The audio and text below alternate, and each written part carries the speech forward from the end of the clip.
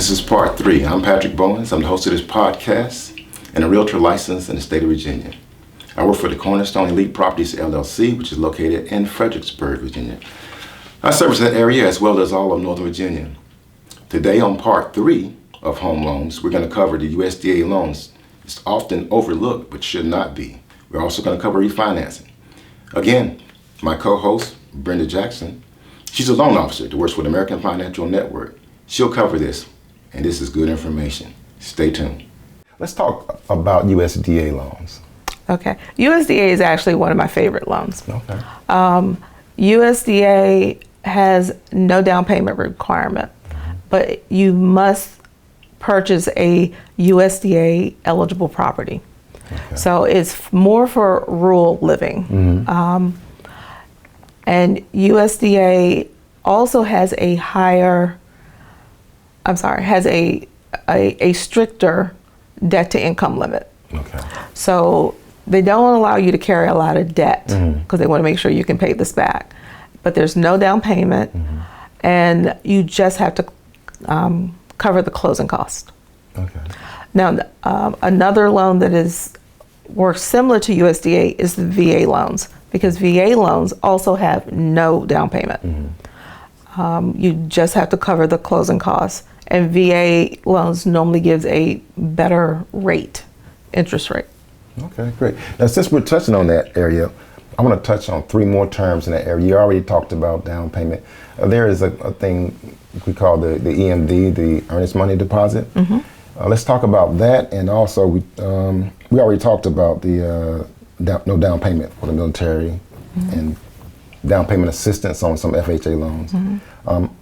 Let's talk about the earnest money deposit and on the closing costs. Okay. For earnest money deposits, this is normally the deposit that the buyer will give to the seller, on the contract to show that they're serious about purchasing. It's more like a commitment fee. Okay. This money is applied at closing, so it is to show good faith in the contract. Okay. Okay. And what was your second? Closing costs? Oh, closing costs. What is all included in closing costs? Sometimes, you caught off guard, like, wow, I got this and this. Yeah, and that. Closing costs is actually covering the administrative pieces of getting your loan processed. So it includes the title search, the title recording, this transfer of title, the fees to originate the loan. So generally, it's maybe about 4% of the payment price. 4% of the purchase price. Okay. Now, closing costs can be covered by the seller, or the seller can contribute based on what the contract says. Different concessions that they'd be willing to offer. Right. Okay. All right. So now I want to talk about a different type of loan. Is there a loan that exists that helps you to purchase a property that may need some minor repairs? Yes, FHA offers a 203K loan, and that allows for a portion of the loan to be used for renovations. There are some guidelines around what kind of contractors you can use, the amount of the renovation. You can't do anything over the top, but the loan can help with the fixer-upper type properties, or properties where you may want to redo the floors and the plumbing, or you need to put the heat pump in. That loan can help cover some of those expenses. Now, is that the repairs or the upgrades that go into this thing? Are those also entered into the mortgage itself over the 30-year mortgage, or? It will be one mortgage. It's part of the one mortgage. Okay.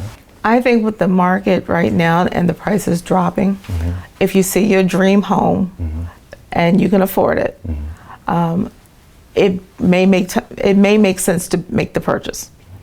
I think it is a good time to buy because rates typically go into a cycle. Right. And if you purchase right now, And you never know where the rates may go, but hopefully within the next 6 months to 2 years, the rates will start to fall again.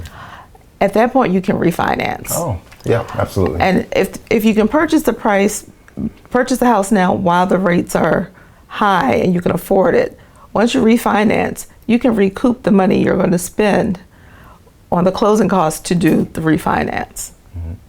So I think it is a good time. Okay. Two things you said that interest me. All of it interests me, but it's two things. The 6 months. So is that a time period you can refinance? Yes. Typically, we like to see you refinance after 6 months. Okay. What other things would you like to cover on this? Now, one of the things that I'm seeing with the market is a lot of clients are coming to me who don't have enough credit. One of the things I would like to warn people of is don't go out and get a bunch of credit cards and run them up. Yeah. Because the biggest problem is if you get credit cards and you get out of control, then you have a big monthly payment you can't afford.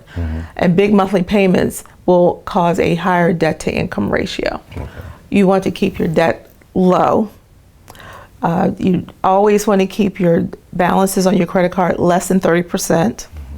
You want to make sure you're paying all of your payments on time, because that's how you build the credit. Credit is built by on-time payments. So if you get a card and use it one time, that doesn't help you. You need to have consistent payments showing that you can make these payments to create the history. If a person refinances, I remember now what I was going to ask you. If a person does a refi, is there some type of analysis you can tell them based on what the cost of their loan was to refi? Because it does cost to refinance, correct? How long it takes to recoup their money? There's something you do with that? So I did some analysis to see how much savings you would get. For instance, if you were to refinance a $500,000 mortgage. So if you had a $500,000 mortgage, the closing cost to refinance would be approximately 4%. So that's $20,000. And let's say that the $500,000 current loan is at 7.2%. Your payment on that house is $4,060. Wow. Now, if the rates were to drop and you were able to refinance at 5.2%, your monthly payment would be $3,412. So that's a monthly savings of $648. Wow. So you would take that $20,000 that you paid in closing and divide that by by the savings. That's $648. And that will be 31 months to get your money back. Wow. So if you plan to stay in that house, 3 years, then yes, it makes sense to do the refinance. But if you plan to stay in that house for only 12 months, it probably would not make sense to do the refinance. Cool, that's great. Well, Brenda, I really appreciate you giving us an education here on home loans. And we need to do this again sometime. I hope we do, Patrick. Okay. That concludes our podcast. If you'd like to be in contact with us, you'll see our business cards on your screen. Contact us and we will respond within 24 hours. Thank you very much for watching and have a wonderful, blessed day.